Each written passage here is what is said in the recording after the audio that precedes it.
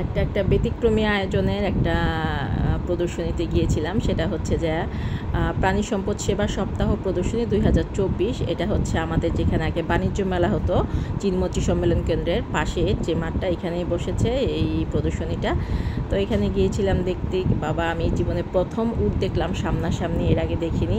এই যে বিশাল বড় বড় গরু ছিল এখানে, তারপরে সেই র্যাম্পে উটগুলো হাঁটছিল, কুকুর বিড়াল সবাই হাঁটছিল, তবে আমি আসলে ওটা দেখিনি। তারপর আমি এখানে বিভিন্ন স্টলে যাচ্ছিলাম, এখানে ছিল বিভিন্ন রকমের কুকুর বেড়াল তারপরে পাখি। যাই হোক, আমি একটা স্টল ঘুরছিলাম। এই যে এখানে বেড়ালও ছিল, তারপরে পাখি ছিল, একটা স্টল আমি ঘুরতেছিলাম।